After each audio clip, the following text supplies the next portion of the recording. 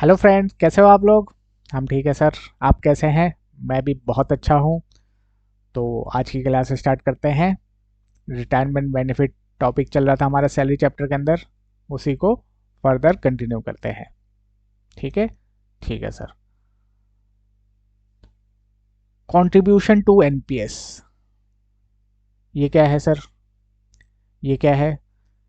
देखिए, जैसे provident fund होता है वैसे ही एक न्यू पेंशन स्कीम लेके आई थी गवर्नमेंट। उसमें क्या है कि उसमें एम्प्लॉय भी कंट्रीब्यूट करेगा और एम्प्लॉयर भी कंट्रीब्यूट करेगा। इसमें बेसिकली जो रेट ऑफ रिटर्न होता है थोड़ा हायर होता है न्यू पेंशन स्कीम में, और जब एम्प्लॉय रिटायर होगा तो उसी फंड से उसको मंथली पेंशन मिलेगी। ठीक है। ठीक है सर। तो national pension scheme is a scheme approved by a government for Indian citizen. सिर्फ इंडियन सिटीजन के लिए ही एप्लीकेबल है जिनकी उम्र 18 से 17 साल के बीच में है। इसमें जो एम्प्लॉय कंट्रीब्यूट कर रहा है उसकी कोई बात नहीं है, लेकिन जो एम्प्लॉयर कंट्रीब्यूट कर रहा है, जो एम्प्लॉयर कंट्रीब्यूट करेगा वो सैलरी बन जाएगा in the hands of, in the hands of employee, मतलब सैलरी का पार्ट बन जाएगा। Employer's contribution to NPS account would form part of salary of employee under section 17(1). ठीक है। तो जो एम्प्लॉयर कंट्रीब्यूट कर रहा है अपना पोर्शन एनपीएस में, वो एम्प्लॉय के हैंड में सैलरी के अंदर सैलरी का पार्ट बन जाएगा। ठीक है। फिर जब हम डिडक्शन पढ़ेंगे उस टाइम पे देखेंगे कि इसकी डिडक्शन भी मिल जाती है, एम्प्लॉय की भी एम्प्लॉयर की, प्रोवाइडेड वो ऑप्शनल टैक्स रिजीम में हो। ठीक है। ठीक है। तो वो सब हम डिडक्शन चैप्टर के अंदर डिस्कस करेंगे। अभी जो इंक्लूडिंग वाला पार्ट है कि क्या क्या इंक्लूड होगा सैलरी में, वो डिस्कस कर लेते हैं। ठीक है। डिडक्शन वाला जब डिडक्शन का चैप्टर करेंगे उस टाइम पे डिस्कस कर लेंगे। नेक्स्ट है फिर contribution to Agniveer corporate fund. Agniveer scheme is a central government scheme launched in 2022 for enrolment of Indian youth in the Indian arm forces as Agniveer for 4 years to serve country. Agniveer scheme आपको याद होगा 2022 में government लेके आई थी, जिसमें ये था कि जो यूथ है 18 से 18 शायद उसकी लिमिट थी, तो उसमें वो बच्चे आर्मी को ज्वाइन कर सकते थे 4 सालों के लिए और देश की को सर्व कर सकते थे। तो इसमें क्या है, अग्निवीर कॉर्पस फंड बनाया गया सेंट्रल गवर्नमेंट के द्वारा, और उसमें गवर्नमेंट हर साल हर महीने कंट्रीब्यूट करेगी। तो जो भी कंट्रीब्यूशन होगा वो सैलरी का पार्ट बन जाएगा in the hand of employee. ठीक है। बट इसकी डिडक्शन मिल जाती है, लेकिन वो हम डिस्कस करेंगे डिडक्शन के अंदर, अभी हम इंक्लूडिंग वाला पार्ट कर रहे हैं। ठीक है। तो अगर कोई कंट्रीब्यूशन हो रहा है एनपीएस में या फिर कंट्रीब्यूशन हो रहा है अग्निवीर कॉर्पोरेट फंड में, तो वो आपका क्या बन जाएगा, सैलरी का पार्ट बन जाएगा। ठीक है। ठीक है सर। उसके बाद हमारा टॉपिक आता है परक्यूजिट। नेक्स्ट टॉपिक है हमारा परक्यूजिट। परक्यूजिट क्या होता है सर। जब हमने सैलरी चैप्टर स्टार्ट किया था वहाँ पे बताया था आपको कि सैलरी के डिफरेंट कंपोनेंट होते हैं, जिसमें basic salary, allowance, perquisite, retirement benefit, ये सब होते हैं। तो अब हम डिस्कस कर रहे हैं परक्यूजिट के बारे में। परक्यूजिट होता है additional benefit in addition to salary. जो उसकी सैलरी है उसके अलावा जो भी एडिशनल बेनिफिट मिल रहा है एम्प्लॉय को, उसको हम बोलते हैं परक्यूजिट। क्या बोलते हैं, परक्यूजिट। जैसे कि कंपनी ने रहने के लिए घर दे दिया, अकोमोडेशन दे दिया, मोटर कार दे दी। ठीक है। एजुकेशन की फैसिलिटीज दे दी बच्चों को पढ़ने के लिए। तो ये जितनी भी परक्यूजिट्स हैं ये सब इसमें कवर होंगी। जितनी भी बेनिफिट हैं सब इसके अंदर कवर होंगी। जो हमारा परक्यूजिट होता है ये कैश में भी हो सकता है और इन काइंड भी हो सकता है। ठीक है। ठीक है सर, चलिए डिस्कस करते हैं। The term perquisite indicate some extra benefit in addition to that's amount to legally due by your contract of service rendered. Salary के अलावा जो भी एडिशनल बेनिफिट है, बेसिक सैलरी अलाउंस, ठीक है, उसके अलावा कुछ एडिशनल जो भी मिलता है ये फिक्स नहीं होता है, कितना भी मिल सकता है, नहीं भी मिलेगा तो भी कोई दिक्कत नहीं है। ठीक है। परक्यूजिट में बी प्रोवाइडेड इन कैश और काइंड। कैश में भी हो सकता है और इन काइंड भी हो सकता है। Reimbursement of expenses incurred in official discharge of duty is not a perquisite. ये क्या है सर? अगर कोई एम्प्लॉई ऑफिस के काम से जा रहा है कहीं या कोई भी काम कर रहा है, उसको करने में कुछ खर्चा हुआ ऑफिशियल ड्यूटी को करने में कुछ खर्चा हुआ, तो वो एम्प्लॉयर जब उसको रिम्बर्स करेगा, रिम्बर्स मतलब एम्प्लॉय को उसकी पेमेंट करेगा जितना उसका खर्चा हुआ, तो उसको हम परक्यूजिट नहीं मानेंगे। क्यों? क्योंकि ऑफिशियल पर्पस के लिए था। ठीक है, इसमें हमें देखना है कि एम्प्लॉय को क्या बेनिफिट हो रहा है। परक्यूजिट में हमें क्या देखना है कि एम्प्लॉय को क्या बेनिफिट है। यहाँ पे ऑफिशियल डिस्चार्ज ऑफ ड्यूटी के लिए यूज़ किया है, खर्चा हुआ है, तो एम्प्लॉय को कुछ पर्सनल बेनिफिट तो है नहीं, इसीलिए परक्यूजिट नहीं बनेगा। Okay okay sir. नेक्स्ट है, परक्यूजिट में arise in the course of employment और इन कोर्स ऑफ अ प्रोफेशन। जो परक्यूजिट है एम्प्लॉयमेंट में भी जनरेट हो सकता है, प्रोफेशन में भी जनरेट हो सकता है। अगर एम्प्लॉयमेंट में जनरेट हो रहा है तो सैलरी के अंदर टैक्सेबल होगा, प्रोफेशन के अंदर जनरेट हो रहा है तो पीजीबीपी के अंदर टैक्सेबल होगा, प्रॉफिट और गेन फ्रॉम अ बिजनेस और प्रोफेशन के अंदर टैक्सेबल होगा। ठीक है, ठीक है सर। उसके बाद unauthorized advantage taken by an employee without his employer's sanction can't be considered as a perquisite under this act। ये क्या है सर? जो भी परक्यूजिट है वो लीगली होना चाहिए। मान लीजिए कोई एम्प्लॉय रिटायर हो रहा है या कोई एम्प्लॉय को अकोमोडेशन दे रखा है रहने के लिए, ठीक है, उसकी सर्विसेज खत्म हो गई बट वो फिर भी रह जा रहा है उसमें, और एम्प्लॉयर ने परमिशन नहीं दी उसके बाद भी उसमें रह जा रहा है, 6 महीने बाद खाली किया, तो जो 6 महीने एक्स्ट्रा उसको बेनिफिट मिला वो एज अ सैलरी परक्यूजिट के अंदर टैक्सेबल नहीं हो सकता। वो किसी और हेड में टैक्सेबल होगा लेकिन सैलरी के अंदर टैक्सेबल नहीं हो सकता वो। ठीक है, तो जो भी टैक्सेबल होगा वो उसका लीगल ओरिजिन होना चाहिए, लीगल होना चाहिए। ठीक है, एम्प्लॉयर की मर्जी से होना चाहिए, एम्प्लॉयर की परमिशन से होना चाहिए। ठीक है, ठीक है सर।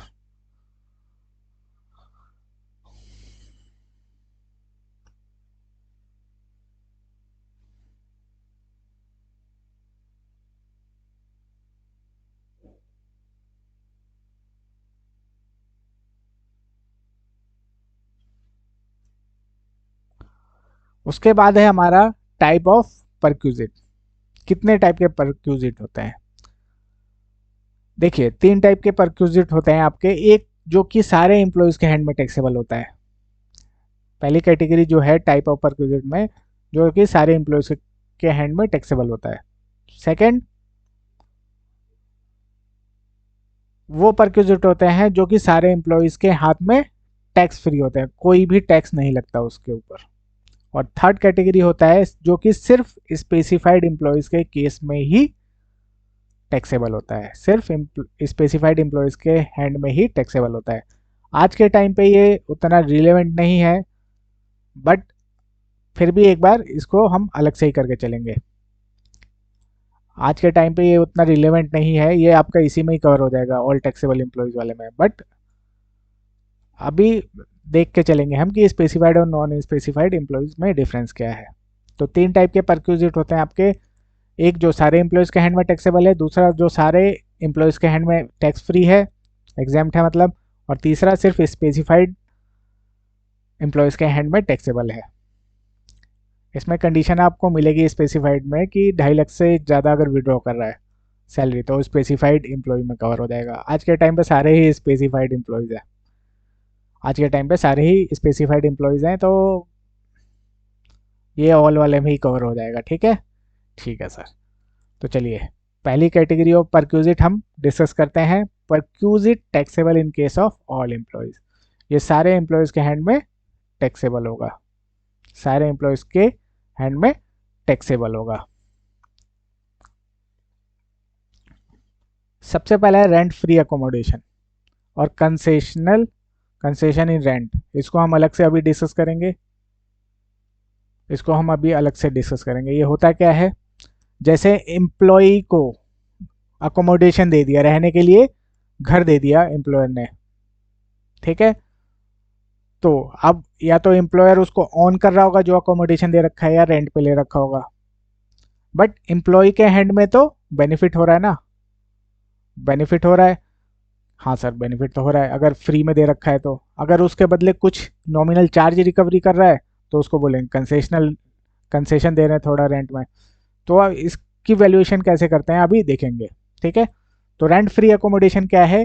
जहाँ पे एम्प्लॉयर ने अपने एम्प्लॉय को अकोमोडेशन दे दिया रहने के लिए, और उसके बदले में कुछ भी चार्ज नहीं कर रहा है, या नॉमिनल अमाउंट चार्ज कर रहा है, या उसके बदले में नॉमिनल अमाउंट चार्ज कर रहा है। तो वो आपका, उसकी वैल्यूएशन करना देखेंगे कि कैसे वैल्यूएशन होगी और कितना टैक्स लगेगा। इस बार इसमें अमेंडमेंट आई है जो कि मई 2024 से एप्लीकेबल है, मई 2024 से एप्लीकेबल है। तो हो सकता है, बहुत ज़्यादा चांसेस है कि इसके ऊपर सैलरी के चैप्टर के अंदर इसके ऊपर क्वेश्चन आए, रेंट फ्री अकोमोडेशन के ऊपर। ठीक है, अभी डिस्कस करेंगे। ठीक है, ठीक है सर।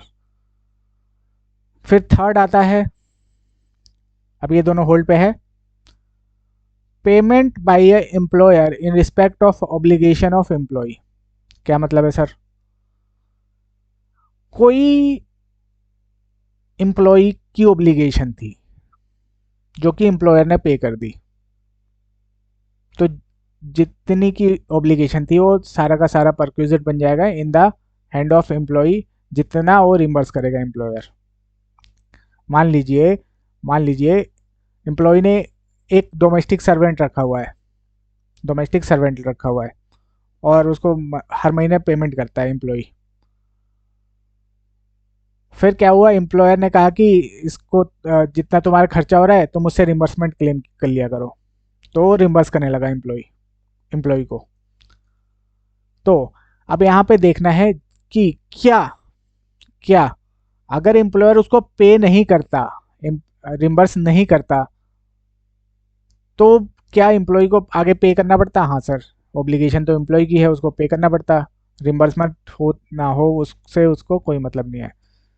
तो जहाँ पे ऑब्लिगेशन एम्प्लॉय की है बट उसको पे कौन कर रहा है? एम्प्लॉयर पे कर रहा है, तो वो परक्यूजिट बन जाएगा in the hands of employee. Amount paid by a employer in respect of any obligation which otherwise would have been payable by employee. अगर एम्प्लॉयर पे नहीं करता तो एम्प्लॉय को पे करना पड़ता। ठीक है, एम्प्लॉय का क्रेडिट कार्ड का बिल है, उसको रिम्बर्स कर दिया। अगर एम्प्लॉयर रिम्बर्स नहीं करता तो एम्प्लॉय को अपनी जेब से देना पड़ता। अब एम्प्लॉयर ने दे दिया तो कितने का बेनिफिट हो गया? जितने का रिम्बर्स किया। तो वो सारा का सारा परक्यूजिट बन जाएगा। ठीक है, ठीक है sir.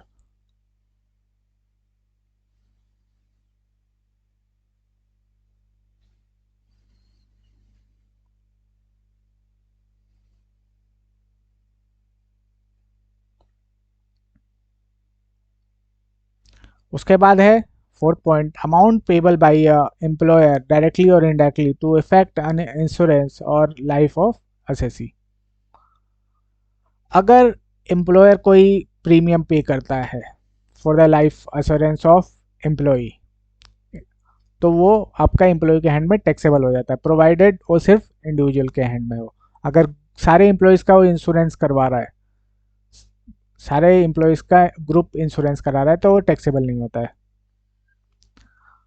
Amount payable by a employer directly और indirectly to affect an assurance of life of a assessee or to affect a contract for annuity other than payment made to a recognized provident fund, approved superannuation fund। मतलब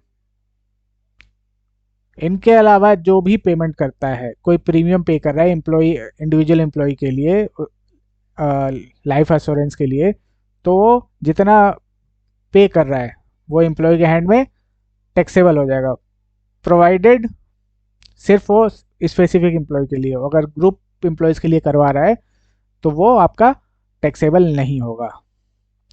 यहाँ पे group अगर करवा रहा है तो वो टैक्सेबल नहीं होगा।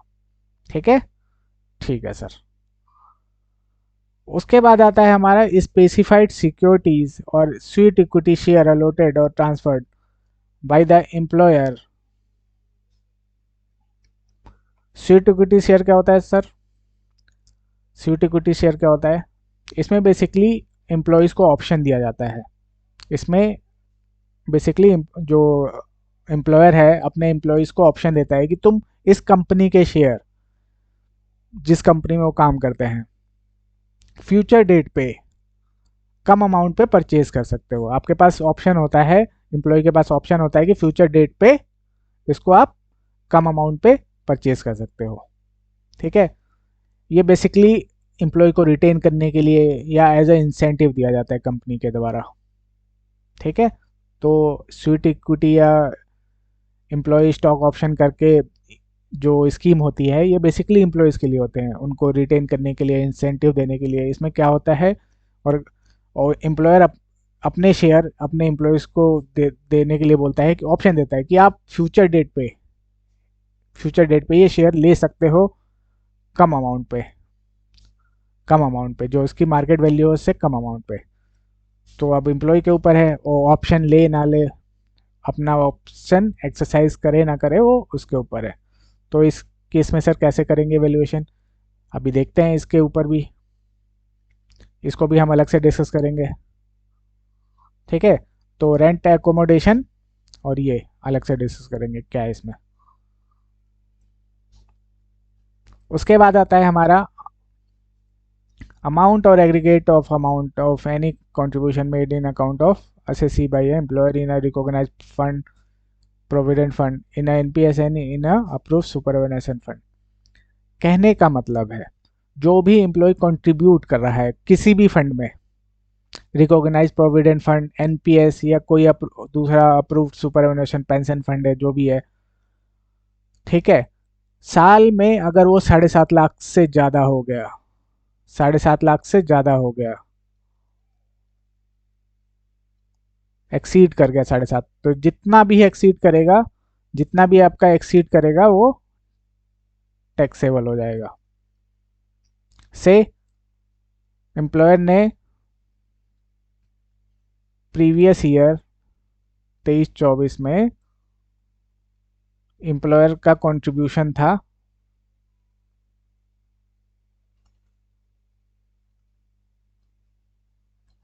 8 लाख रुपए इन तीनों फंड में, रिकॉग्नाइज प्रोविडेंट फंड, एनपीएस, इन तीनों को मिला के। तो मैक्सिमम कितना लिमिट परमिसेबल है हमें, 7.5 लाख तक कर सकता है। उससे ऊपर जितना भी होगा ये एम्प्लॉय के हैंड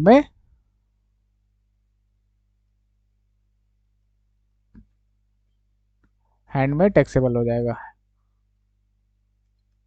ठीक है, तो एम्प्लॉयर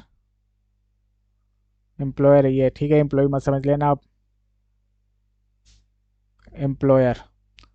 तो एम्प्लॉयर मैक्सिमम कितना कंट्रीब्यूट कर सकता है सर, 7.5 लाख। उससे ऊपर करता है तो सर टैक्सेबल हो जाएगा।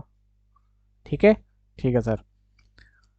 उसके बाद नेक्स्ट है, इसी से रिलेटेड है कि जितना भी एक्सेस हुआ, जैसे यहाँ पे 50 लाख एक्सेस हुआ था, तो इस 50 लाख के ऊपर जो भी इंटरेस्ट बनेगा, 50 हज़ार के ऊपर जो भी इंटरेस्ट बनेगा वो भी आपका टैक्सेबल होगा। ठीक है, जैसे यहाँ पे 8 लाख इसने कंट्रीब्यूट किया, 8 लाख में से 7.5 लाख में तो कोई दिक्कत नहीं है, 7.5 लाख के ऊपर भी इंटरेस्ट मिलेगा और 50 हज़ार के ऊपर मिलेगा। इसके ऊपर जो इंटरेस्ट होगा उसकी कोई बात नहीं करी, कोई टैक्स नहीं लगेगा। लेकिन 7.5 से जितना ऊपर कंट्रीब्यूट किया है इसके ऊपर जो भी इंटरेस्ट बनेगा उसके ऊपर टैक्स लगेगा, वो टैक्सेबल हो जाएगा in the hand of employee. तो वही बात लिखी है यहाँ पे। ठीक है, ठीक है सर। उसके बाद नेक्स्ट है आपका एनी अदर फ्रिंज बेनिफिट और एमनिटीज। इसको भी हम एक एक करके अलग से डिस्कस करेंगे। तो इसमें 3 टॉपिक है जो कि हमें अलग से सेपरेटली डिस्कस करने हैं क्योंकि डिटेल्ड है ये। ठीक है, ओके सर। इसमें क्या आता है, अदर फ्रिंज बेनिफिट में इंटरेस्ट फ्री लोन दे दिया एम्प्लॉयर ने अपने एम्प्लॉयज़ को, कोई ट्रेवलिंग टूरिंग अकोमोडेशन का हो गया, फ्री में या कंसेशनल रेट पे फूड दे रहा है, बिवरेजेस के कूपन दे रहा है, gift token, credit card expenses, club expenditure, use of movable asset, transfer of movable asset. तो ये सब डिस्कस करेंगे अलग से, ठीक है। ठीक है सर, चलिए।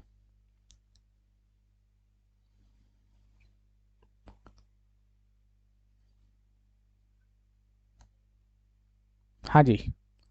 तो अब सबसे पहला जो हमें टॉपिक इसमें डिस्कस करना है वो है rent free accommodation. Rent free accommodation जो मई 24 है उसमें एक चेंज आया है। जो मई 24 और ऑनवर्ड एग्ज़ाम्स है उसके लिए एक चेंज आया है इसके अंदर। तो हो सकता है, बहुत ज़्यादा चांसेस है कि इसके ऊपर एग्ज़ाम में क्वेश्चन आएगा। ठीक है। ठीक है सर, तो एक एक करके डिस्कस करते हैं कि कैसे इसमें वैल्यू करेंगे, कितना वैल्यू को मानेंगे कि वो परक्यूजिट होगा in the hand of employee. ठीक है। ठीक है सर, चलिए। Value of rent free accommodation. Value of rent free accommodation, value of accommodation provided to employee at a concessional rate. Rent free क्या हो गया सर? जहाँ पे एम्प्लॉय से कुछ भी रिकवरी नहीं कर रहे। और कंसेशनल क्या हो गया? जहाँ पे उससे थोड़ा सा नॉमिनल रिकवरी कर ले रहे हैं, उसको बोलते हैं एट अ कंसेशनल रेट। ठीक है। ठीक है सर। तो वैल्यू जो डिटरमाइन करेंगे कैसे करेंगे, देखिए यहाँ पे मैंने टेबल बना रखा है, एक एक करके डिस्कस करते हैं।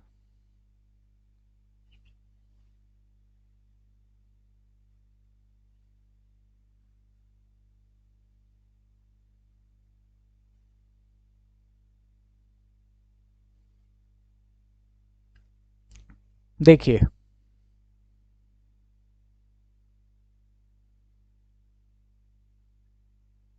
रेंट फ्री अकोमोडेशन,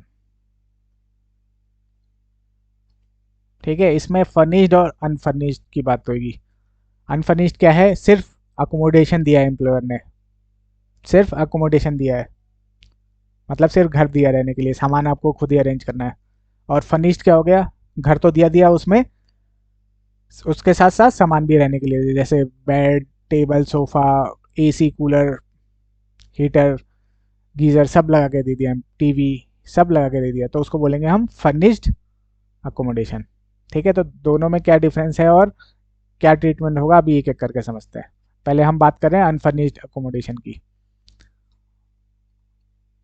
देखिए, इसमें दो टाइप के फिर एम्प्लॉयज मिलेंगे आपको, एक गवर्नमेंट, एक अदर्स। अगर गवर्नमेंट है तो गवर्नमेंट में क्या होता है, एक लाइसेंस फी होती है।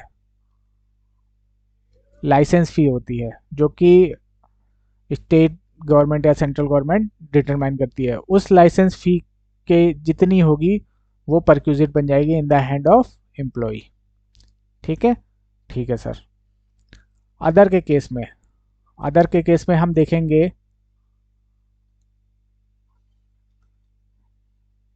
कि जो अकोमोडेशन है वो ऑन्ड है या लीज ले रखा है। लीज मतलब रेंट पे ले रखा है एम्प्लॉयर ने। अगर ऑन्ड है, अगर ऑन्ड है तो उस केस में 10% ऑफ सैलरी हो जाएगी, 7.5% ऑफ सैलरी हो जाएगी, और 5% ऑफ सैलरी हो जाएगी। है, ये क्या है सर?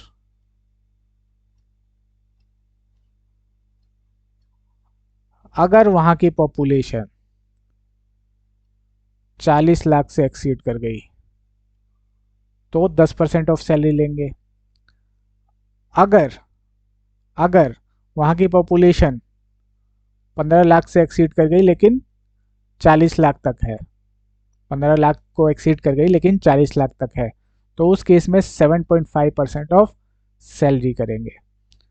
और थर्ड, जो भी रिमेनिंग केसेस बच गए, जो भी रिमेनिंग केसेस बच गए मतलब अप टू 15 लाख तक अगर पॉपुलेशन है तो उस केस में 5% लेंगे। जो पॉपुलेशन देखेंगे हम एज पर सेंसस 2011 देखेंगे, और यहीं पे हमारा चेंज हुआ है, यहीं पे हमारा मेजर चेंज हुआ है। इससे पहले 2001 वाले सेंसस से कैलकुलेट होता था जिसमें 15%, 10% और 7.5% था। ठीक है। बट यहाँ पे ये चेंज हो गया है, तो हमें नए वाले के हिसाब से चेक करना है अब। ठीक है, तो अगर जो अकोमोडेशन है एम्प्लॉयर ने ऑन कर रखा है, ऑन कर रखा है, तो उस केस में हम देखेंगे कि पॉपुलेशन जहाँ पे उसका अकोमोडेशन है उस सिटी की पॉपुलेशन कितनी है, क्या 40 लाख से ज़्यादा है, क्या पहली कैटेगरी में आ रहा है 40 लाख से ज़्यादा है। अगर 40 लाख से ज़्यादा है तो हम 10% ऑफ सैलरी निकालेंगे। नहीं सर 40 से ज़्यादा नहीं है, 15 से 40 के बीच में है पॉपुलेशन, अगर है तो हम 7.5% ऑफ सैलरी निकालेंगे। हाँ, अगर उसमें भी कवर नहीं हो रहा तो फिर 5% ऑफ सैलरी कर देंगे इन अदर केसेस। ठीक है, ठीक है सर। लीज वाले में जो भी लीज चार्जेस दे रहा है एम्प्लॉयर, जो भी लीज चार्जेस दे रहा है वो परक्यूजिट बन जाएगा in the hand of employee. ठीक है, तो अगर गवर्नमेंट एम्प्लॉय है तो इस केस में लाइसेंस फी जो भी पे कर रही है गवर्नमेंट उसके लिए, वो अदर्स के केस में, अदर देन गवर्नमेंट के केस में अगर अकोमोडेशन ऑन है तो परसेंटेज के हिसाब से कैलकुलेट करेंगे। ठीक है, अगर 40 लाख से ज़्यादा पॉपुलेशन है उस सिटी की तो 10%, 15 से 40 है तो 7.5% ऑफ सैलरी, और 15 तक है तो सिर्फ 5% ऑफ सैलरी।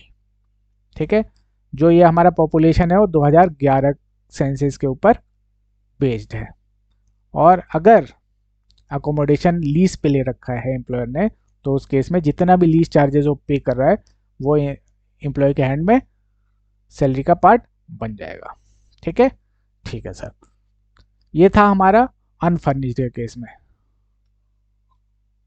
अनफर्निश्ड,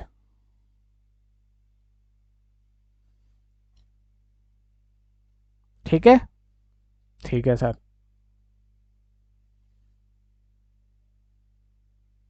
अब मान लीजिए फर्निश्ड है तो फिर क्या करेंगे। फर्निश्ड में हमें कुछ नहीं करना, अनफर्निश्ड है, अनफर्निश्ड है ये, हाँ सर। फर्नीचर लगाएगा एम्प्लॉयर और क्या करेगा, फर्नीचर एडिशनल लगाएगा, हाँ सर। इसमें भी दो केसेस हो सकते हैं, या तो वो खरीदेगा मतलब ऑन होगा फर्नीचर उसके पास, या फिर रेंट पे लेगा। तो अगर रेंट पे लेगा तो जितना रेंट चार्जेस पे कर रहा है, जितना रेंट चार्जेस पे कर रहा है उसको ऐड कर देंगे तो हो जाएगा, हाँ सर हो जाएगा। और अगर ऑन है, अगर ऑन है तो 10% जो भी कॉस्ट ऑफ एसेट है पर एनम वो ऐड कर देंगे, जो भी वैल्यू निकल के आएगी इसके अकॉर्डिंगली, अनफर्निश्ड के अकॉर्डिंगली जो भी वैल्यू निकल के आएगी 10% ऑफ फर्नीचर का कॉस्ट ऐड कर देंगे उसमें, अनफर्निश्ड परक्यूजिट में। तो हमारा क्या निकल के आ जाएगा, furnished value of furnished rent accommodation का निकल के आ जाएगा। ठीक है, ठीक है सर। और इसमें से अगर कुछ एम्प्लॉय से रिकवरी हो रही है, कुछ रिकवरी हो रही है एम्प्लॉय से तो उसको माइनस कर देंगे। अगर कुछ रिकवरी कर रहा है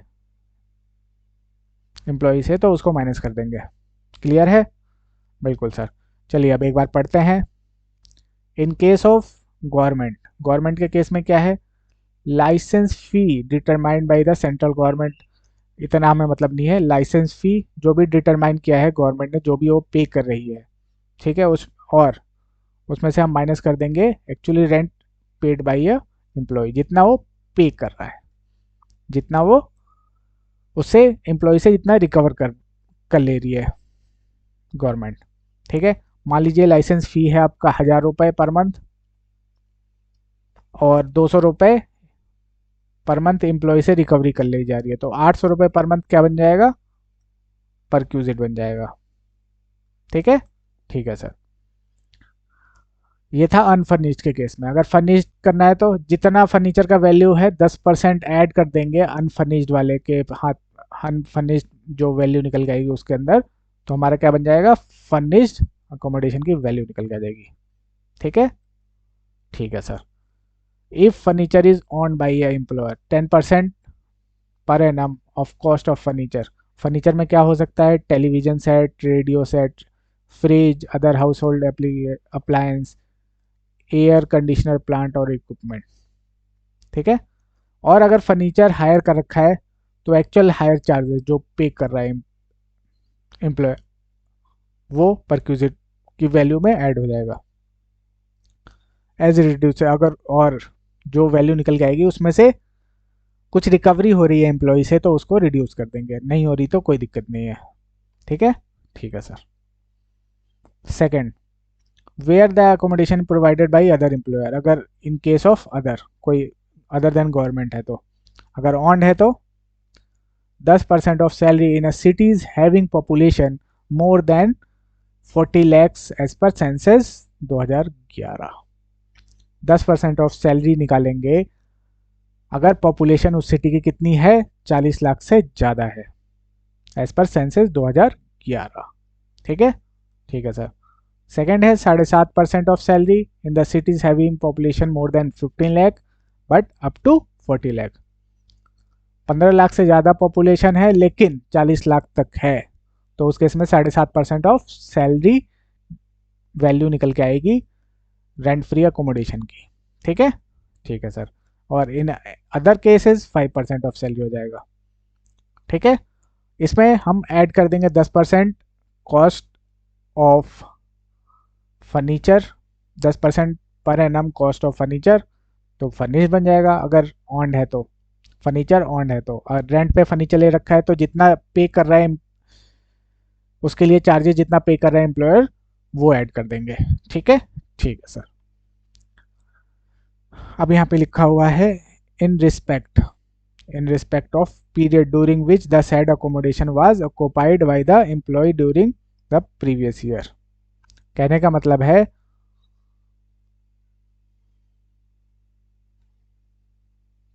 मतलब है मान लीजिए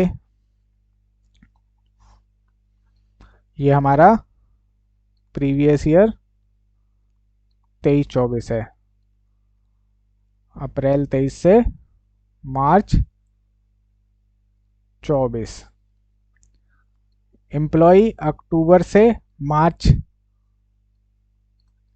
इसने अकोमोडेशन ऑक्यूपाई कर रखा है,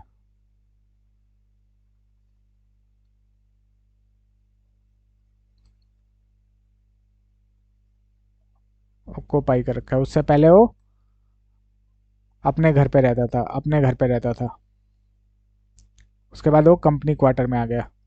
तो जो हम कैलकुलेट करेंगे सिर्फ उतने ही पोर्शन का करेंगे जितने पोर्शन में वो अकोमोडेशन ऑक्यूपाई कर रखा है, जो जितने टाइम के लिए उसने वो अकोमोडेशन ऑक्यूपाई कर रखा है। ठीक है, अगर 6 महीने रहा है कंपनी क्वार्टर में तो 6 महीने, 9 महीने रहा है तो 9 महीने की सैलरी निकालेंगे।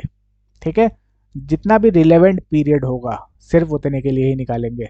अगर वो कंपनी क्वार्टर में रह ही नहीं रहा है तो हम पूरे साल के कैसे निकाल देंगे। वो रहा ही 2 महीने है मान लीजिए, तो हम पूरे साल की सैलरी का थोड़ी करेंगे, सिर्फ 2 महीने की सैलरी उस पीरियड में, जिस पीरियड में वो रहा है उस अकोमोडेशन में, सिर्फ उस पीरियड की सैलरी कैलकुलेट करेंगे।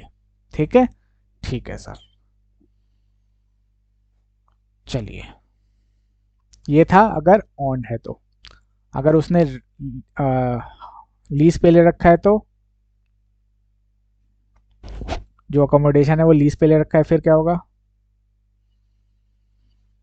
Where the accommodation is taken on lease या रेंट, तो उस केस में जितना भी लीज पेमेंट हो रहा है, एम्प्लॉयर के द्वारा, या फिर 10% of salary which ever is lower, वो आपका टैक्सेबल हो जाएगा, वो वैल्यू ऑफ परक्विजिट बन जाएगा। वैल्यू ऑफ फ्री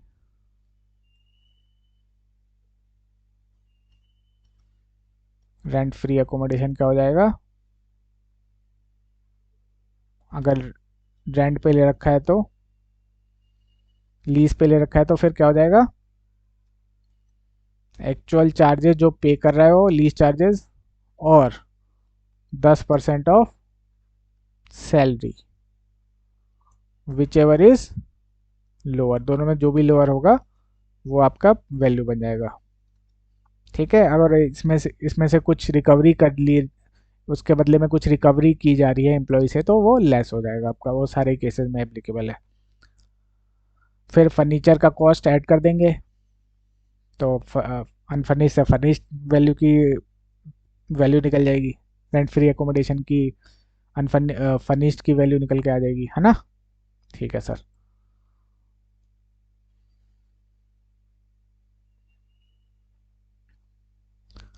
उसके बाद कई बार क्या होता है,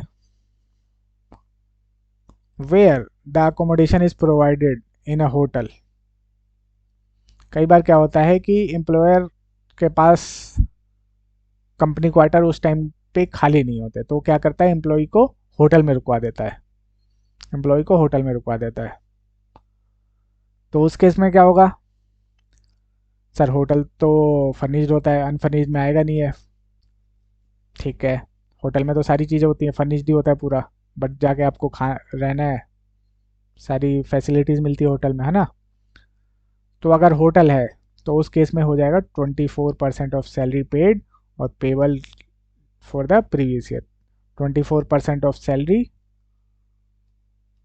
होटल के केस में, 24% ऑफ सैलरी और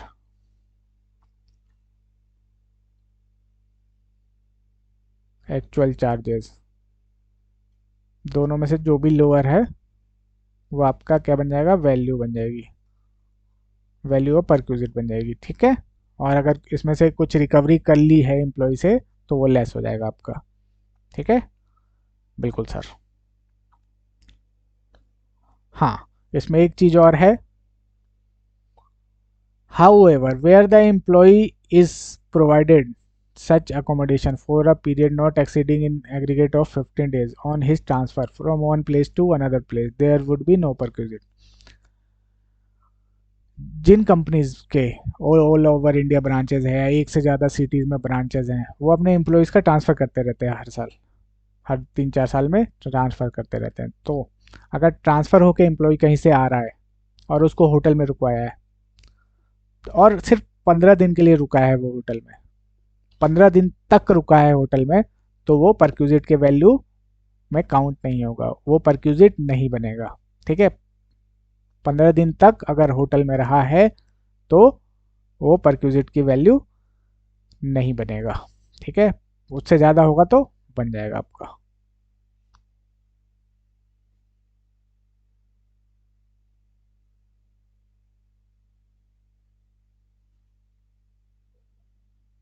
तो यहाँ पे मेजर चेंजेस हमारा कहाँ पे आया था, सेकंड पॉइंट के अंदर आया है। सेकंड पॉइंट के अंदर पहले क्या था, इसमें आपका 15%, 7.5% और 10% हुआ करता था, और वो सेंसस था हमारा 2001 के बेसिस पे। तो हमें अब उसको नहीं करके इसके अकॉर्डिंगली सॉल्व करना है क्वेश्चंस को। ठीक है, ठीक है सर, चलिए। तो सिंपल सी चीज़ है इसमें,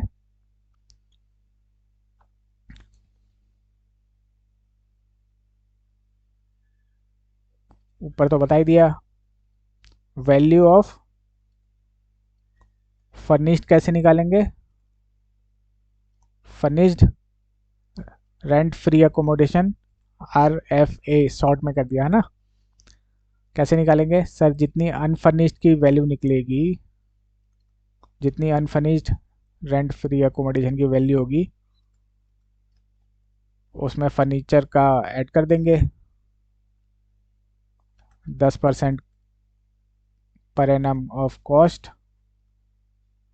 और जो भी चार्जेस रेंट पेड जो भी है वो आपका ऐड कर देंगे, तो हमारा क्या निकल के आ जाएगा, value of furnish rent accommodation. ठीक है, ठीक है सर। चलिए अब कुछ नोट्स हैं इसके, वो डिस्कस कर लेते हैं। Accommodation provided on account of transfer from one place to another. अगर एम्प्लॉय का ट्रांसफर होता है एक प्लेस से दूसरे प्लेस में, और कंपनी उसको नया अकोमोडेशन दे देती है, जबकि उसने अपना पुराना वाला अकोमोडेशन खाली नहीं किया है, तो इस पे इनकम टैक्स बोलता है कि अप टू 90 डेज दोनों में से जिसकी वैल्यू कम आई, अप टू 90 डेज दोनों में से जो जो ओल्ड वाला है और न्यू वाला, दोनों में से जिसकी भी वैल्यू कम आ रही है उसको एम्प्लॉय के हैंड में टैक्सेबल कर दिया जाएगा। लेकिन अगर 90 दिन से ज़्यादा एक्सीड हो जाता है तो फिर उस केस में दोनों ही अकोमोडेशंस की वैल्यू एम्प्लॉय के हैंड में टैक्सेबल होगी। ठीक है। If employee is provided with accommodation on account of transfer from one place to another, the new place of hosting while retaining the accommodation at the other place, नए पे तो accommodation ले लेता है लेकिन पुराने को खाली नहीं करता है। तो value of perquisite shall be determined with reference to only one such accommodation which has the lower perquisite value। तो 90 दिन तक दोनों में से जिसकी वैल्यू लोअर होगी, मान लीजिए ये ओल्ड वाला है, ये न्यू वाला है, दोनों में से जिसकी भी वैल्यू कम होगी लोअर अप टू 90 डेज, जो भी दोनों में से लोअर होगी वैल्यू वो हमारी परक्यूजिट की वैल्यू बन जाएगी। लेकिन आफ्टर 90 डेज क्या होगा, ये भी हो जाएगी, ओल्ड की भी वैल्यू टैक्सेबल हो जाएगी और न्यू की भी वैल्यू परक्यूजिट की वैल्यू बन जाएगी in the hand of employee. ठीक है, ठीक है सर। अकोमोडेशन, अकोमोडेशन का क्या मतलब है? अकोमोडेशन में इंक्लूड होता है house, flat, farm house, a part thereof, accommodation in hotel, motel, service apartment, guest house, carnival, mobile home, ship, other floating structure, सब कुछ इंक्लूड कर लिया, सब कुछ इंक्लूड कर लिया। ठीक है, जो आपका ज़मीन पे चलता है और जो पानी में चलता है। हवा वाला भी कवर होएगा क्या इसमें? नहीं सर, हवा वाला तो नहीं दिख रहा है इसमें। मोबाइल होम में हो सकता है कवर हो जाए।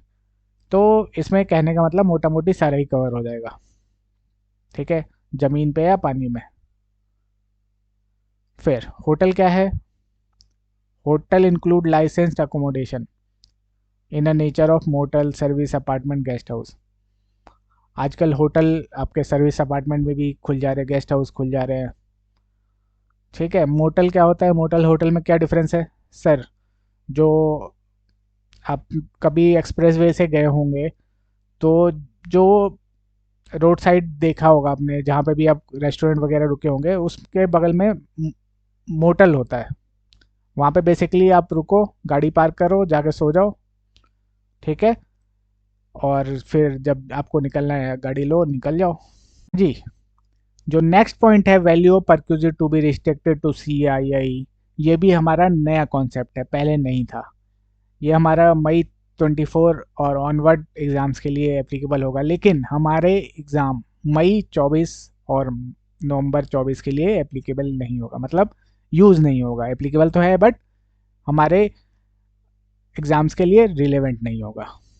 क्या बोलता है इसमें, पहले पढ़ते हैं देन समझते हैं क्या बोला है। Where the accommodation is owned or taken on lease or rent by a employer, the same accommodation is continued to be provided to a same employee for more than one previous year. The value of perquisite as calculated in 2 shall not exceed the amount so calculated for the first previous year as multiplied by the amount as a ratio of CII for the previous year for which the value is calculated and the CII of previous year in which accommodation was initially provided to the employee। क्या मतलब हुआ sir? पता नहीं sir क्या मतलब हुआ। देखिए, ये हमारे एग्जाम के लिए रिलेवेंट नहीं होगा बट फिर भी समझ लेते हैं क्या बोला है। इसमें बोला गया है एक ही एम्प्लॉय को एक से ज़्यादा साल सेम अकोमोडेशन दिया जा रहा है। ठीक है, ठीक है सर। तो ईयर 1 में कुछ एकोमोडेशन का कुछ आया होगा आपका, मान लीजिए 10,000 निकल के आया, परक्यूजिट की वैल्यू 10,000 निकल के आई। ईयर 2 में निकल के आई आपकी 12,000। ठीक है, ईयर 2 में कितनी निकल के आई? 12,000। तो इसमें बोला गया है, इसमें बोला गया है जो ये वैल्यू निकल के आई ये एक्सीड नहीं होनी चाहिए। किस वैल्यू से? जो ईयर 1 की वैल्यू निकल के आई 10,000 इंटू CI क्या है सर? सर कॉस्ट इंडेक्स होता है। जैसे हर साल को एक इंडेक्स दिया रखा है, जैसे कि हमारा हर साल इन्फ्लेशन बढ़ता है, हर साल प्राइस बढ़ता है, हर कॉस्ट ऑफ लिविंग बढ़ती है, हर सामान का प्राइस बढ़ता है, सेम कॉस्ट ऑफ इंडेक्स दे रखा है कैपिटल गेन चैप्टर के अंदर। तो इसमें क्या करना है, कॉस्ट ऑफ इंडेक्स रखना है हमें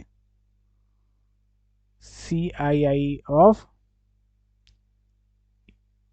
year 2 divide by CII of year 1। ठीक है, जो भी वैल्यू निकल के आएगी, जो भी वैल्यू निकल के आएगी, मान लीजिए ये आती है 11,500, 11,500, तो जो 12,000 है इसको हम रिस्ट्रिक्ट कर देंगे 11,500 तक, इससे ज़्यादा एक्सीड नहीं करेगी, यही बोला गया है इसमें। बट हमारे लिए क्या है, क्यों रिलेवेंट नहीं है, क्योंकि हमारे लिए ये जो नया रूल आया है, जो नया कैलकुलेशन आया है, ये हमारा 23-24 से ही एप्लीकेबल है। तो हमारा फर्स्ट ईयर ही 23-24 है, फर्स्ट ईयर ही 23-24 है, तो ये हमारे लिए एप्लीकेबल ही नहीं है, मतलब एप्लीकेबल है, यूज रिलेवेंट नहीं है। ठीक है, ठीक है सर, चलिए।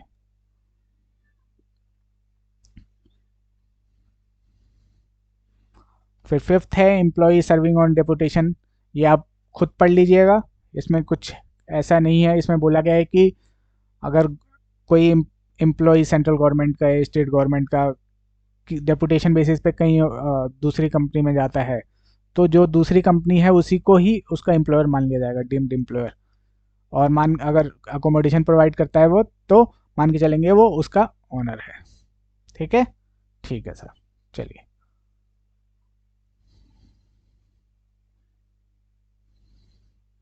उसके बाद first previous year means previous year 23-24, और previous year in which accommodation was provided to the employee which is later.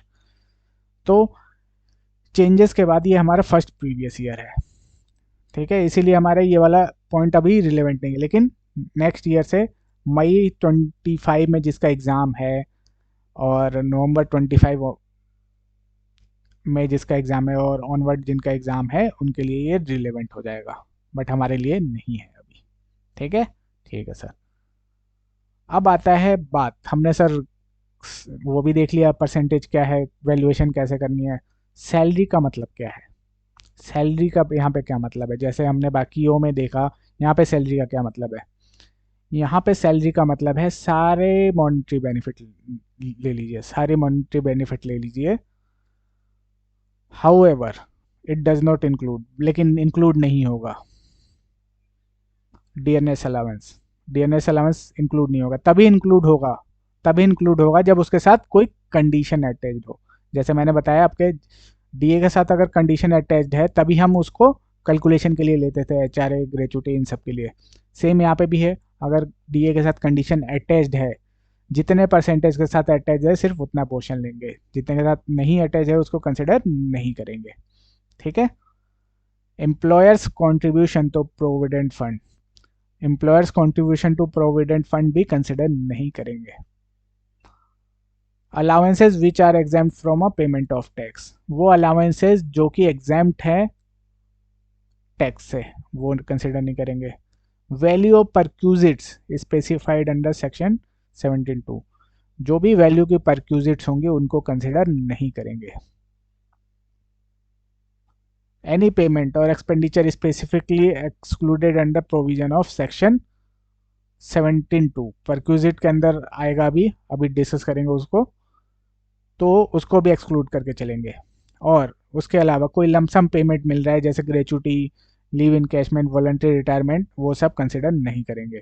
तो इन सबको छोड़ के बाकी जो बचा उसको हम ले लेंगे, उसको हम ले लेंगे। ठीक है, ठीक है सर।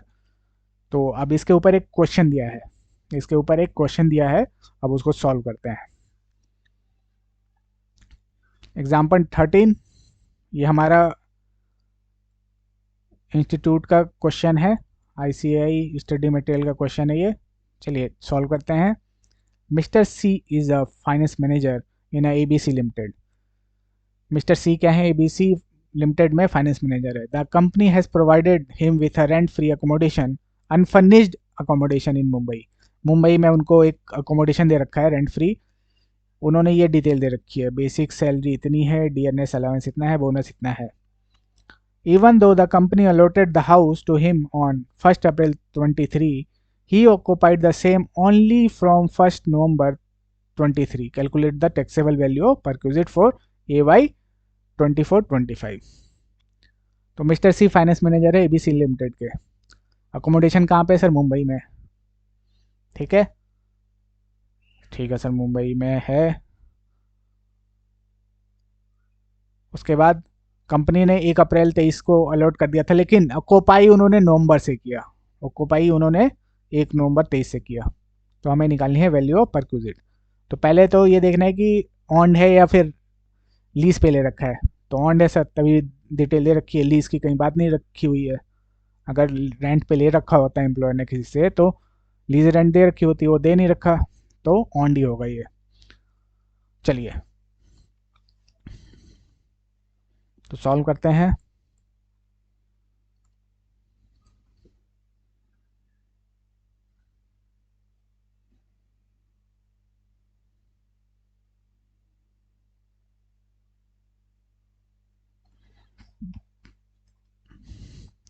ये हो गया अप्रैल 23, मार्च 24। कंपनी ने 1/4 को अलॉट कर दिया, लेकिन ऑक्यूपाई इन्होंने कब किया? 1 नवंबर से। तो हमें सैलरी पूरे साल का लेना है कि सिर्फ जितने पीरियड में वो रहा है? सर जितने पीरियड में उसने ऑक्यूपाई कर रखा है, सिर्फ उतने मंथ की हमें सैलरी कंसिडर करनी है। अच्छा, हाँ, चलिए तो निकालते हैं value of rent free accommodation.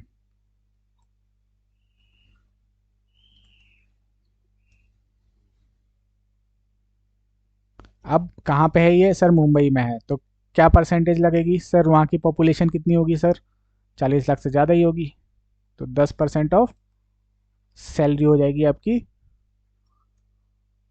Value of rent free accommodation. तो 10% इंटू सैलरी कितनी होएगी, ये कंसिडर करेंगे। हाँ सर, डीएनएस भी अलाउंस भी कंसिडर होएगा, ये भी होगा, लेकिन डीएनएस अलाउंस का सिर्फ 30% ही कंसिडर करके चलेंगे, जिसके साथ कंडीशन लगी हुई है। तो ये हो गया आपका। कितने महीने के लिए कंसिडर करेंगे? नवंबर से मार्च कितना हो गया सर? 5 महीने। 6 × 5 मंथ। डीए 2000 इंटू 30% इंटू 5 महीने, प्लस 1500 इंटू 5 महीने। ठीक है, सॉल्व कीजिए, कितना आता है?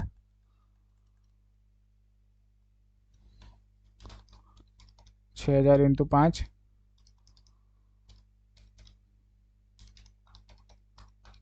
सर 30,000 ये हो गया। 2000 का 30% हो गया 600 इंटू 5, 3000 ये हो गया, और 1500 इंटू 5, ये आया सर 40,050। ठीक है, इसका 10% निकाल दीजिए। 4050 ये निकल के आया हमारा value of rent free unfurnished accommodation. ठीक है, ठीक है सर, तो यहाँ पे लिख लीजिए। चलिए अब आगे चलते हैं।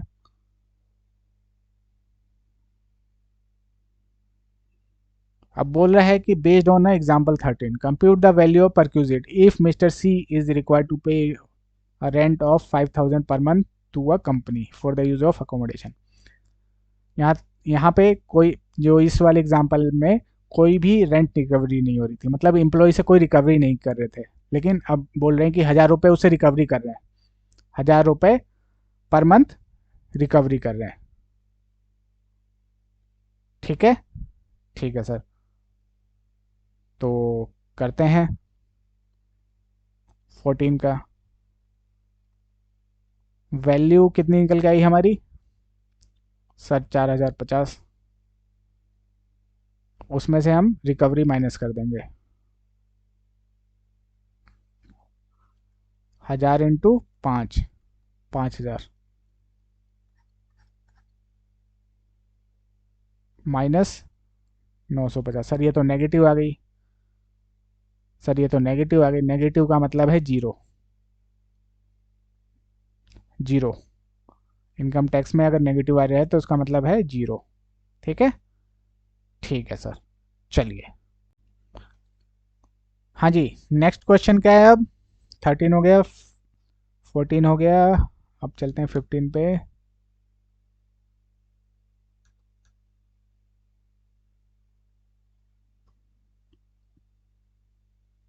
हम्म Based on example 13, compute the value of perquisite if ABC Limited has taken accommodation on a lease rent of 1200 per month and Mr. C is required to pay a rent of 1000 per month।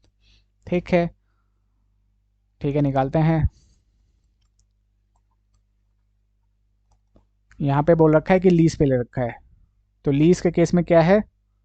Lease के case में sir 10% of salary for a relevant period और lease charges paid, जो भी lease charges पे किए हैं दोनों में से जो भी लोअर होगा। तो ये तो हमने निकाल रखा है, 10% ऑफ सैलरी है ना। 10% ऑफ सैलरी कितना निकल गया था सर? 4050। 4050 और कितना पे किया है इसने? 1200। 1200 इंटू 5 कितना हो गया? 6000। दोनों में से जो भी लोअर है, लोअर कौन सा है सर? ये लोअर है, तो ये हमारी वैल्यू बन जाएगी। और 1000 रुपये फिर माइनस कर देंगे तो यही वैल्यू आ जाएगी। 1000 रुपये पर मंथ वाला वैल्यू जब माइनस कर देंगे तो फिर वही वैल्यू आ जाती, -950 मतलब जीरो, जीरो। यहाँ पे भी जीरो लिख लीजिए। उसके बाद बोलता है based on example 13 compute the value of perquisite if ABC limited has provided a television. इस बार टेलीविज़न भी दिया है घर के साथ, जिसकी WDV इतनी है, कॉस्ट इतना है। अब यहाँ पे कन्फ्यूज़न आ जाएगा दो बच्चों को सर कि WDV लेंगे कि कॉस्ट लेंगे। वहाँ पे क्या लिखा था सर? कॉस्ट लिखा हुआ था वहाँ पे, तो दिमाग क्यों लगाना बिना मतलब में? कॉस्ट लेंगे फिर, है ना। एंड 2 एयर कंडीशनर, और 2 एयर कंडीशनर दिया, एक टीवी दिया और 2 एयर कंडीशनर दिया। अच्छा, हाँ। The rent paid by the company for the air conditioner was is ₹400 per month each. दोनों एसी के लिए 400 हर महीने देता है वो, हर एसी के लिए। The television was provided on 1 January 2024। However, Mr. C is required to pay a rent of 1000 per month to the company for the use of furnished accommodation। 1000 रुपये यहाँ पे भी रिकवरी। चलिए जी, सॉल्व करते हैं 16 नंबर। ठीक है sir.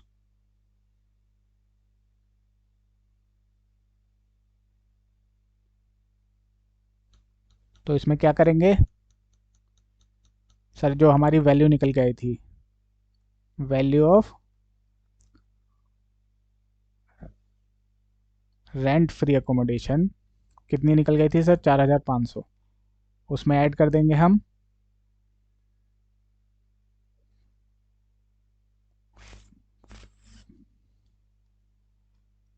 Furniture, 10% of cost, 10% per annum of cost. कब प्रोवाइड किया गया था इसको? टेलीविज़न, जिसकी कॉस्ट है 25,000 रुपये, और एसी का ऐड कर लीजिए 400 रुपये। 2 एसी हैं 5 महीने के लिए, 400 इंटू 2 इंटू 5, ये हो गया 4000। एसी की वैल्यू निकल गई 4000, और फर्नीचर की सर 25,000 कॉस्ट है,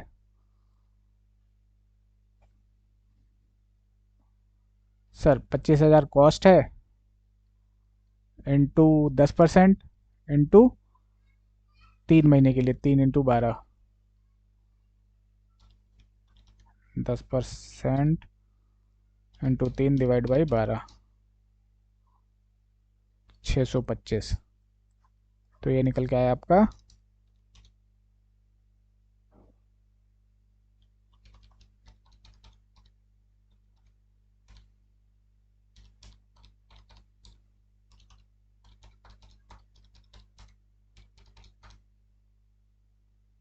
8,675। अब इसमें से जो रिकवरी हुई है, रिकवरी कितनी हुई है सर? 5,000। हर महीने 1,000 दे रहा है, तो 5,000 रिकवरी हुई है, उसको लेस कर देंगे। Less recovered from employ, 1,000 into 5,000 कितना आया? 3,675 रुपये। ये हमारे निकल के आ गया, ये इसका आंसर है। ठीक है, ठीक है सर। तो ये था हमारा रेंट फ्री अकोमोडेशन। अब दूसरा टॉपिक इसमें डिस्कस करते हैं, जो कि हमने छोड़ा था अभी, वैल्यूएशन ऑफ स्पेसिफाइड सिक्योरिटी या फिर स्वीट इक्विटी शेयर। जैसा कि मैंने आपको बताया कि ये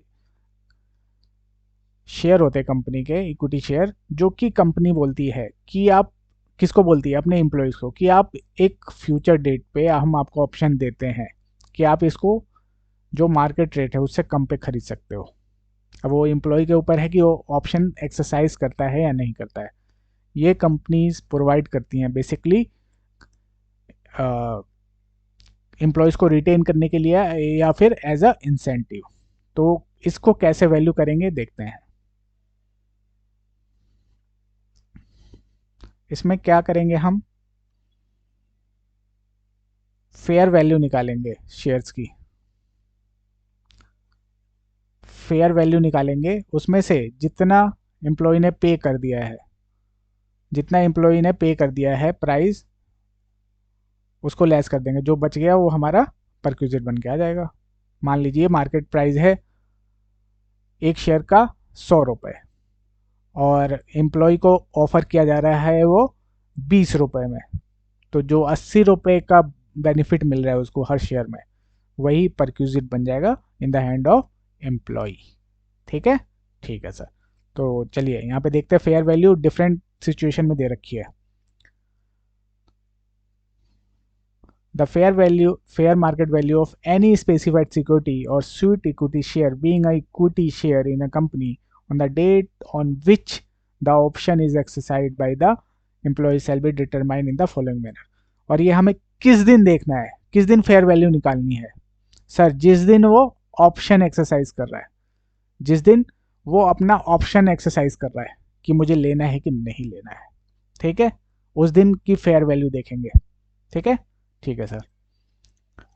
if share are listed on a recognised stock exchange, अगर शेयर्स रिकॉग्नाइज्ड स्टॉक एक्सचेंज पे लिस्टेड है, कौन कौन से रिकॉग्नाइज्ड स्टॉक एक्सचेंज है सर? BSC, NSC.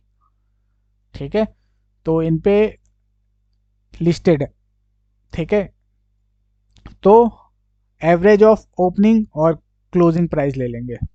किस प्राइस पे वो ओपन हुआ था शेयर और किस पे क्लोज हुआ है उस दिन, जिस दिन ऑप्शन एक्सरसाइज कर रहे हैं, जिस दिन ऑप्शन एक्सरसाइज कर रहे हैं उस दिन का ओपनिंग प्लस क्लोजिंग दोनों का एवरेज कर देंगे, तो उस प्राइस को हम फेयर वैल्यू बोल देंगे, पहले केस में।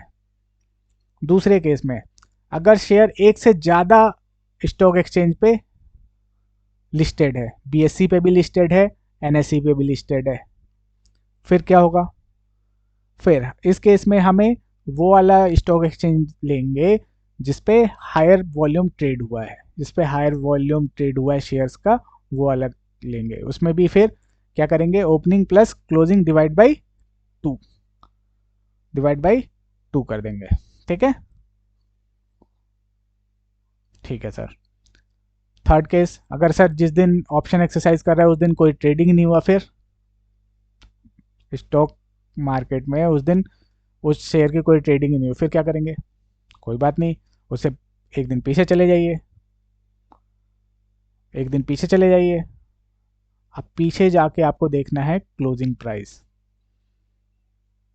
ठीक है, क्लोजिंग प्राइस देखनी है। और मान लीजिए आज कितनी तारीख है, मान लीजिए 23 जनवरी 2024, आज बंद है, आज एक्सरसाइज किया ऑप्शन इसने, आज बंद है। तो 22 तारीख देखिए, 22 जनवरी, सर ये भी बंद है। 21 देखिए, 21 जनवरी, ये भी बंद है सर। 20 देखिए, प्रीवियस डे देखना है जिस दिन ट्रेडिंग हुई है, और उस केस में कौन सा प्राइस लेना है, क्लोजिंग प्राइस लेना है, क्लोजिंग प्राइस लेना है हमें, ठीक है। ठीक है सर।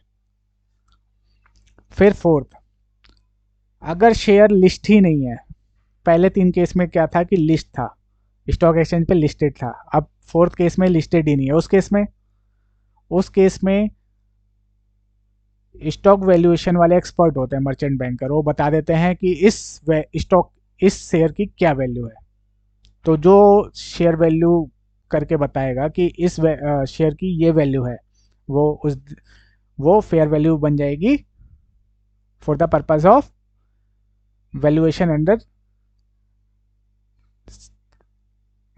अंडर परक्विजिट, ठीक है। तो मर्चेंट बैंकर जो वैल्यूएशन बताएगा उस दिन ऑप्शनल, जिस दिन ऑप्शन एक्सरसाइज कर रहा है एम्प्लॉई उस दिन का, तो वो हमारा, उसको हम फेयर वैल्यू ले लेंगे, ठीक है। ठीक है सर। चलिए अब इसके ऊपर एक क्वेश्चन है, इसको सॉल्व करते हैं। बहुत ही सिंपल क्वेश्चन है, कुछ नहीं करना है, पहले पढ़ते हैं। AB company limited allotted 1000 sweet equity share to Shri Chand in June 23। AB company limited है, उसने 1000 स्वीट इक्विटी शेयर अलॉट किए श्रीचंद को जून 2023 में। The share were allotted at the price of 200 per share, 200 रुपये पर शेयर अलॉट किए, as against the fair market value of 300, लेकिन fair market value क्या था, 300 रुपये था per share, on the date of exercising the option. जिस दिन option exercise किया उस दिन फेयर मार्केट वैल्यू क्या थी, 300 रुपये थी। The fair market value was computed in according with the method prescribe under the act, जो एक्ट के अंदर बोलता है उसी हिसाब से कैलकुलेट हुआ है। तो हमें परक्यूजिट वैल्यू निकालनी है, निकाल लेते हैं सर। फेयर मार्केट वैल्यू क्या थी सर, 300 रुपये, 1000 शेयर हैं इंटू 300, कितना हो गया सर, 3 लाख। उसमें से लेस कर देंगे share price paid by employee. Employee कितना पे करेगा सर, 200 रुपये पे करेगा हर शेयर पे, 1000 शेयर है, 200 कितना हो गया सर, 2 लाख। 1 लाख क्या बन गया, ये हमारा बन गया value of perquisite.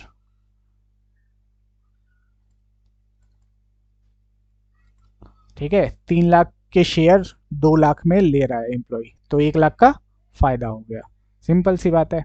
Fair market value किस दिन निकालेंगे हम शेयर की सर, जिस दिन एम्प्लॉय ऑप्शन एक्सरसाइज कर रहा है, जिस दिन ऑप्शन एक्सरसाइज कर रहा है, ठीक है। ठीक है सर। तो आज की क्लास में यहीं तक, बाकी नेक्स्ट क्लास में कंटिन्यू करेंगे। अगर आपको यहाँ तक कोई भी डाउट है तो आप मुझे व्हाट्सएप करके या कॉल करके पूछ सकते हैं, लेकिन डाउट नहीं रखना मन में, कोई भी कंफ्यूजन आ रही है आप मुझे बोलो, आप जैसे जैसे पढ़ोगे वैसे वैसे कंफ्यूजन आएगा, ठीक है। बट कंफ्यूजन को अपने तक नहीं रखना, मुझसे पूछना है कि कहाँ कंफ्यूजन आ रहा है, क्यों आ रहा है, ठीक है। ठीक है सर।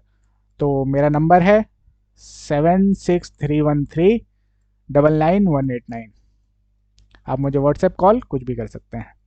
Okay, take